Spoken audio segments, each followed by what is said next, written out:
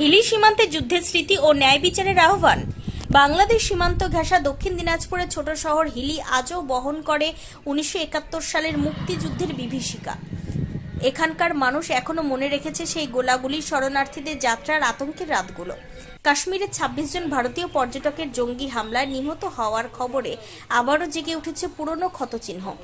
72 বছরের অবসরপ্রাপ্ত শিক্ষক কাঞ্চন মুন্সি বলেন, আমরা যুদ্ধ চাই না, কিন্তু ন্যায় বিচার চাই। 1971 সালে তিনি আহত শরণার্থীদের কাঁধে করে এনেছিলেন, লুকিয়েছিলেন ধানের খেতে। তার মতে যুদ্ধ কেবল ধ্বংস আর দুঃখই বয়ে আনে। হিলির প্রবীণদের আড্ডা এখনো ঘুরে ফিরে যায় সেই সময়ের দিকে, যখন পুরো এলাকা ছিল জনশূন্য আর মানুষ শরণার্থী হয়ে আশ্রয় নিয়েছিলেন আশপাশের গ্রামে। 84 বছরের হাসান আলী বলেন, পাকিস্তানি সেনারা শিশু, নারী কাউকেই রেহাই দেয়নি। যুদ্ধের এই স্মৃতি এখনো চোখে ভাসে। কাশ্মীরের ঘটনা তাদের রাগে ফুঁসিয়ে তুলেছে, কিন্তু প্রত্যক্ষ যুদ্ধ নয়, তারা চান জবাব হোক মানবতার পক্ষে দাঁড়িয়ে। ব্যবসায়ী অমূল্য রতন বিশ্বাস বলেন, প্রতিশোধ চাই, কিন্তু বোমা দিয়ে নয়, চাই ন্যায় বিচার। যুদ্ধ নয়, ন্যায় বিচারের দাবি নিয়েই হিলির মানুষ আবারও স্মরণ করছেন অতীত আর জানাচ্ছেন আহ্বান, ক্ষমা করেছি, ভুলিনি। এ প্রসঙ্গে কে কি বললেন শুনুন।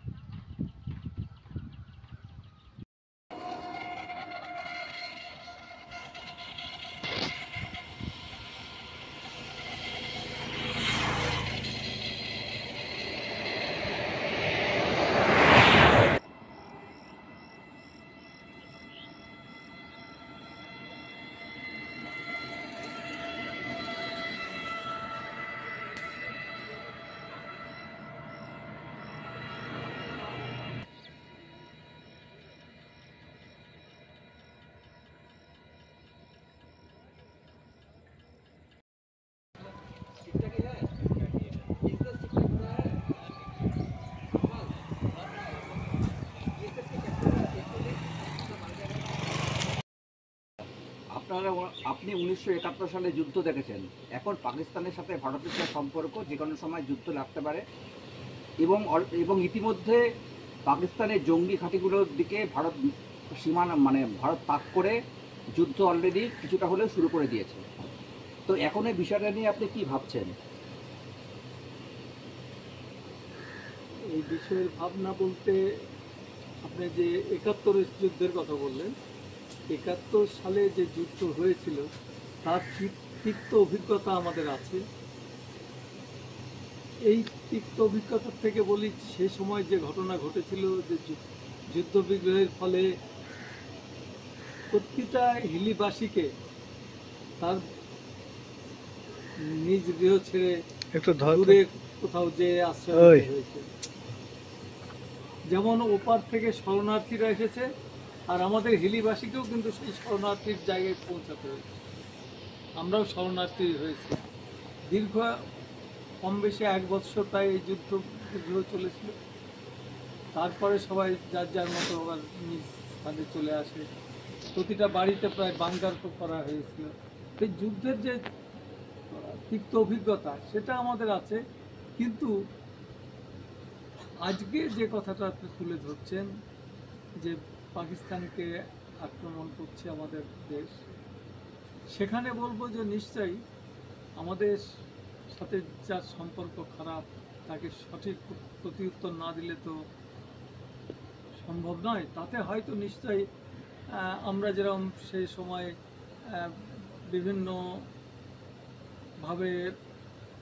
দুঃখ কষ্টের মধ্যে দিয়ে দিন কাটাতে হয়েছে, ওইখানকার আশেপাশের অধিবাসীদেরও হয়তো ওভাবে অসুবিধার মধ্যে দিয়ে তাদের চলতে হবে। তারাও হয়তো আমাদের দেশে থেকেও শরণার্থীর মতো তাদেরকেও হয়তো কোথাও যেতে হবে।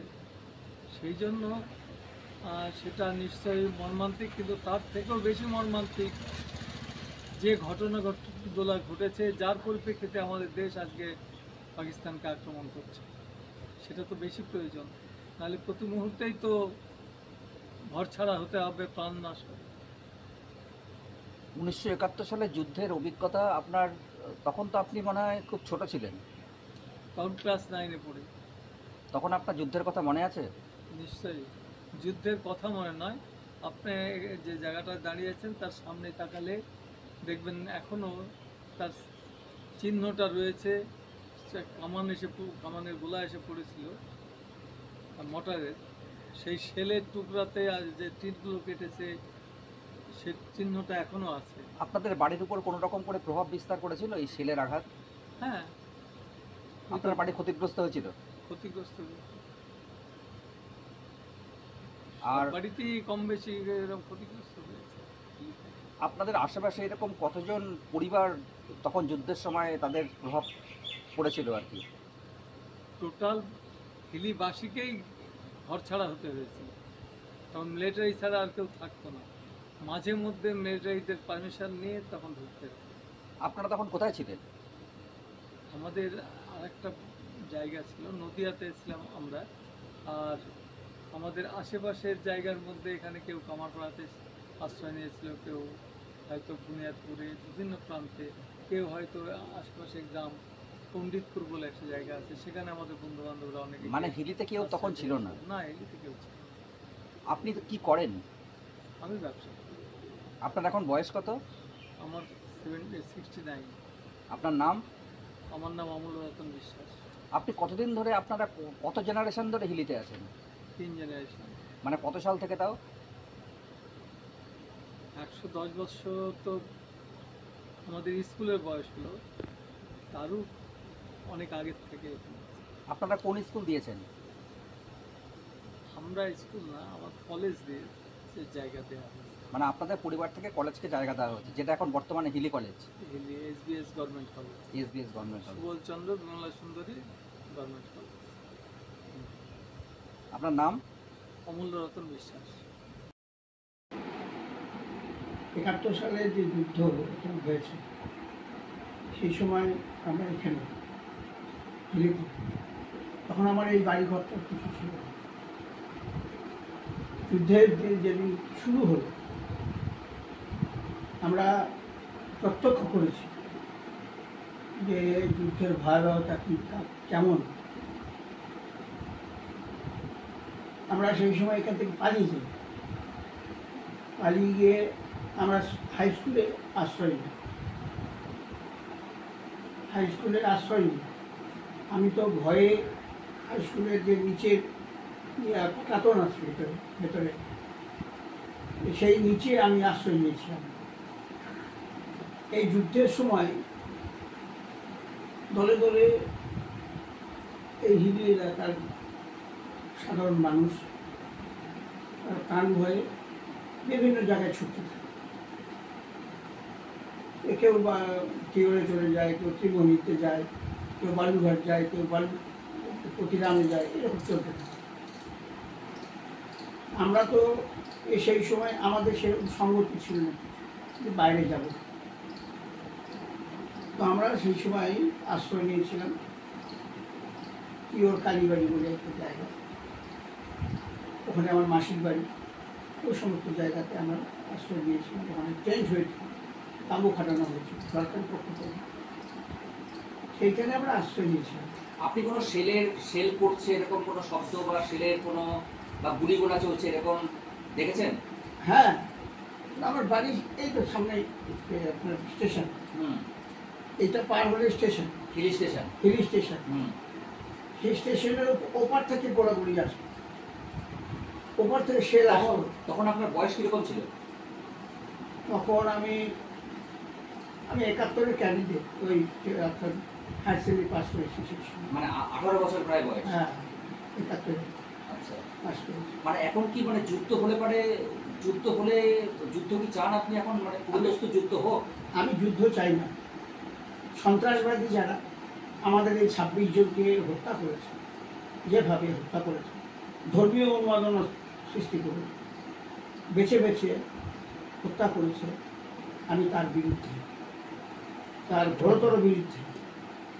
এবং আমরা চাই যে এই সন্ত্রাসবাদীরা যেখানে যেখানে আছে এবং সন্ত্রাসবাদীদের যে ঘাঁটিগুলো এই অপারেশন সিঁদুরের মধ্যে দিয়ে সেনাবাহিনী, আমাদের দেশের তিন বাহিনী, বিশেষ করে এয়ারফোর্স, তারা যেভাবে পয়েন্ট মতন আক্রমণ করেছে, ওদেরকে ধ্বংস করে দিয়েছে এবং তাদের এই 26 জনকে হত্যাকারী যারা জঙ্গিরা ছিল, সন্ত্রাসবাদীরা ছিল, তাদেরকে ধরে ধরে শাস্তি দিক, আইনগত ব্যবস্থা গ্রহণ করুক সরকার, আমরা এটা চাই।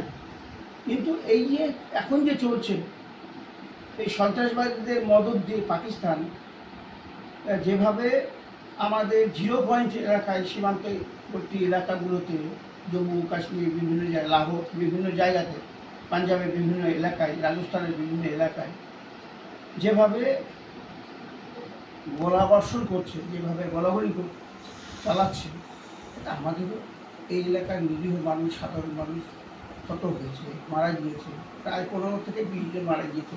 এটা সরকারি ঘোষণা, এটা নিন্দার ভাষা নেই, পাকিস্তানের বিরুদ্ধে বলার নিন্দার ভাষা নেই। পাকিস্তানের টেন্ডেন্সিটাই এরকম, কিন্তু আমরা চাই না ধর্মীয় নিরিখে বা ধর্মকে অবলম্বন করে বিভাজন তৈরি হোক, হিন্দু মুসলমানের মধ্যে বিভাজন তৈরি হোক, এটা আমরা চাই না কখনো। প্রশাসন যে কাজটা করেছে সিঁদুরের মধ্যে দিয়ে, সিঁদুর অভিযানের মধ্যে দিয়ে, এবং তারপরে এখন শুরু হয়েছে অশোক চক্র শুরু হয়েছে, এর মধ্যে দিয়ে অপারেশনটা শুরু করেছে, এটা অত্যন্ত ভালো এবং প্রশংসার যোগ্য। ভারতের এই সেনাবাহিনী প্রশংসার যোগ্য। আমরা চাই যে মানে আপনারা চাচ্ছেন সন্ত্রাসবাদীরা ধরা পড়ুক, তাদের শাস্তি হোক, আইনি ব্যবস্থা গ্রহণ করুক সরকার। আমরা যুদ্ধ চাই না কখনো। যুদ্ধের ক্ষয়ক্ষতি ভয়াবহতা আমরা দেখেছি, আমাদের চোখের সামনে দেখেছি। তো সেই কারণে আমরা চাই না কখনো দেশের মধ্যে যুদ্ধে। আমার নিজের পরিবারের লোকও হতে পারে, আপনার পরিবারের লোক হতে পারে, যারা আছে সেনাবাহিনীতে কাজকর্ম করছে এবং সীমান্ত এলাকায় যে সমস্ত সাধারণ মানুষ বসবাস করছে, তাদের প্রাণহানি ঘটুক, উন্নয়ন বন্ধ হয়ে যাক, জিনিসপত্রের দাম বাড়ুক, এটা আমরা চাই না। আবার মানুষজন গৃহ হারা হোক, গৃহ ছাড়া হোক, এলাকা ছাড়া হোক, এটা আমরা চাই না। আপনি কি করতেন? আমি প্রাইমারি স্কুলে শিক্ষকতা করতাম। এই স্কুলে। আপনার নাম? কাঞ্চনকান্তি মুন্সি। আপনার বাড়ি? আমার বাড়ি হিলি বাসুদেবপুর। তখন তো আমরা ছোট ছিলাম, তখন আমাদের বয়স হয়তো 9-10 এরকমই হবে। আমরা যুদ্ধের সময় আমরা এখান থেকে সব পালিয়ে গেলাম, সব এখান থেকে চলে গেলাম আমরা বালুঘাট থেকে কাঠিহার, হ্যাঁ ওইখানেই ছিলাম যুদ্ধের সময়। যুদ্ধের সময় আমি এখানে ছিলাম না। হ্যাঁ, মানে আপনাকে যুদ্ধের সময় প্রায় উদ্বাস্তু হতে হয়েছিল। হ্যাঁ, উদ্বাস্তু হতে হবে। এখন আপনি কি চান, মানে কাশ্মীরের এই সন্ত্রাসবাদী ঘটনায় ভারত একটা বদলা নিক, নাকি পুরোদস্ত পাকিস্তানের সাথে যুদ্ধ হোক? না, একটা বদলা নেই, যুদ্ধ আমি চাই না। যুদ্ধ হলে পরে কি হয়, মানে যুদ্ধ হলে সকলেরই ক্ষতি হয়। কিরকম? হ্যাঁ, মানুষের ক্ষতি হয়, বাড়ি ঘরের ক্ষতি হয়, সব কিছুই ক্ষতি হয়। জিনিসপত্রের দামও বৃদ্ধি হয়। যুদ্ধ চাই না, বদলা চাই। আপনি এখান থেকে পালিয়ে গিয়ে কতদিন বাইরে ছিলেন? যখন স্বাধীনতা হলো তখনই আমরা চলে এলাম। মানে 1971 সালে এখান থেকে যখন বাংলাদেশের সাথে যুদ্ধ হলো, তখন এখান থেকে যে পালিয়ে গেলেন, তারপর আবার কবে ফিরলেন? তারপরে যখন স্বাধীনতা হয়ে গেল তারপরেই আমরা চলে এলাম। মানে বাংলাদেশ স্বাধীন হওয়ার পরে আবার চলে এলেন? আবার চলে এলাম। তো এই যে উদ্বাস্তু হয়ে আপনার তো নিশ্চয়ই খুব একটা ভালো লাগেনি যে নিজের বাড়িঘর ছেড়ে চলে যাওয়া? না, ওখানে আমার দাদার বাড়ি ছিল কাঠিহারে, দাদা চাকরি করতো। সেই সুবাদে ওখানে আমাদের ফ্যামিলি সব চলে গেল। আমার দিদির বিয়ে হলো ওখানে। যেদিন দিদির বিয়ে হলো সেদিন বালুঘাট থেকে সব ছুটে এলো আমার ওখানে, যে বালুঘাটে সেলিং হয়েছে, ওখান থেকে আমার কাঠিয়ার বাড়িতে চলে এলো। আপনার এখন বয়স কত? তখন আমার বললাম তো, এখন বয়স 72 বছর বয়স। আপনার নাম? আমার নাম শ্যামল কর্মকার। আপনার বাড়ি? আমার বাড়ি হিলি বাসুদেবপুর।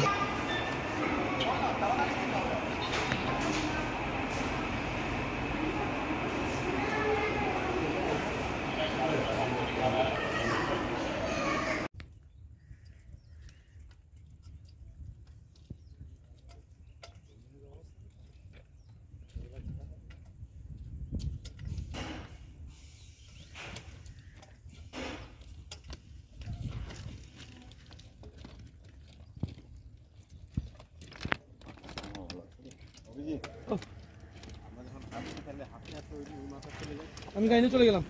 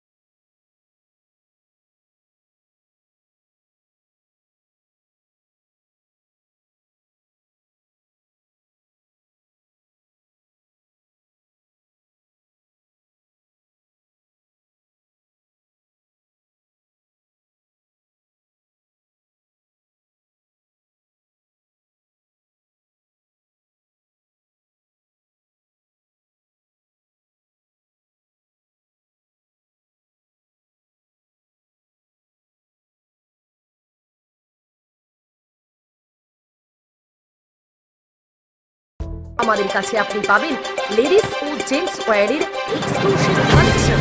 তাই আর দেরি না করে চলে আসুন আমাদের ঠিকানায়, এনএস রোড, সমবায় ভবন, কালী। আপনি কি একজন বই প্রেমী, কিংবা আপনি কি বই পড়তে ভালোবাসেন কিন্তু আপনার পছন্দ মতো বই কোথা থেকে ক্রয় করবেন ভাবছেন? এখন আপনার এলাকায় মীরা পুস্তকালয়ে আপনি পেয়ে যাবেন সমস্ত ধরনের বই। যেমন এখানে পাবেন স্কুল কলেজের পাঠ্যপুস্তক, বিভিন্ন চাকরির পরীক্ষার বই, এছাড়া ধর্মগ্রন্থ, শিক্ষামূলক সামগ্রী, অফিস স্টেশনারি, ড্রয়িং সামগ্রী এবং খেলাধুলার সরঞ্জাম মীরা পুস্তকালয় থেকে ক্রয় করতে পারবেন। তাহলে আজই যোগাযোগ করুন আমাদের ঠিকানায়, সুকান্ত মোড়, কালিয়াগঞ্জ, উত্তর দিনাজপুর। যোগাযোগের জন্য নম্বর 8945933128।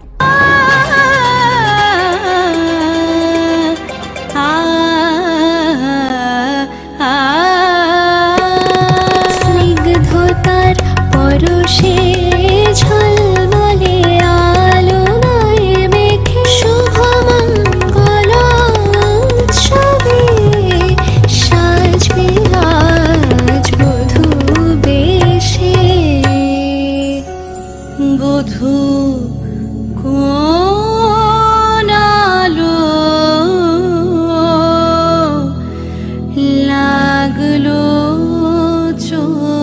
শিবম, প্রতি মুহূর্তের উৎসবের গয়না।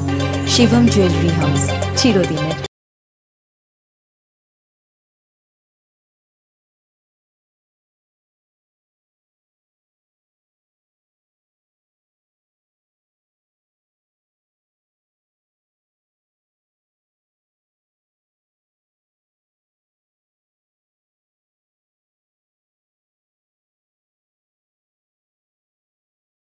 উত্তরবঙ্গের অন্যতম শিক্ষা প্রতিষ্ঠান North Bengal Elite Group of ইনস্টিটিউশনসের বিভিন্ন কোর্সে ভর্তি চলছে। আমাদের institution North Bengal Elite Pharmacy College, যা পিসিআই দ্বারা অনুমোদিত এবং স্টেট কাউন্সিলের অ্যাফিলিয়েশন প্রাপ্ত। ইনস্টিটিউশনের অন্যতম বৈশিষ্ট্য ল্যাব, লাইব্রেরি ও ওয়েল অ্যাকোমোডেটেড বিল্ডিং।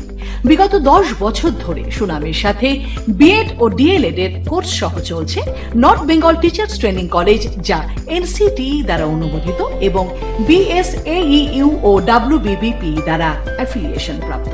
আমাদের ক্যাম্পাসে রয়েছে বাংলা মাধ্যম কো educational school, north Bengal elite collegiate school, primary থেকে দ্বাদশ শ্রেণী পর্যন্ত। সেপারেট হোস্টেলের সুব্যবস্থা আছে। স্থান ডালখোলা স্টেশন থেকে 10 কিলোমিটার দূরে North Bengal Teachers Training College campus, Bikor, Uttar Dinajpur. Siliguri city office, Eastern Infa Educational Solutions, Pal Bhavan, first floor, Shiva মন্দির, শিলিগুড়ি। কাঠের বিকল্প একমাত্র কাঠ। 100% সলিড সেগুন কাঠ দিয়ে আপনার বাড়ির যে কোনো আসবাবপত্র পেতে আর চিন্তা নেই। যে কোনো রাজ্যে কিংবা জেলায় বসেই নিমিষেই আপনার আসবাবপত্রের ডেলিভারি পেয়ে যাবেন। ভিডিও কলেও আপনাদের কাজের আপডেট পাবেন প্রতি মুহূর্তে। আপনাদের সেগুন কাঠের তৈরি আসবাবপত্রের 100% গ্যারেন্টি দিবে মঞ্জুশ্রী ফার্নিচার। সুলভ মূল্যে আপনার পছন্দের ডিজাইনের যে কোনো আসবাবপত্র পেতে আজই যোগাযোগ করুন মঞ্জুশ্রী ফার্নিচার, নয়া বস্তি, চাম্পাশাড়ি, শিলিগুড়ি। যোগাযোগ নম্বর 8927602660 অথবা 9832225261।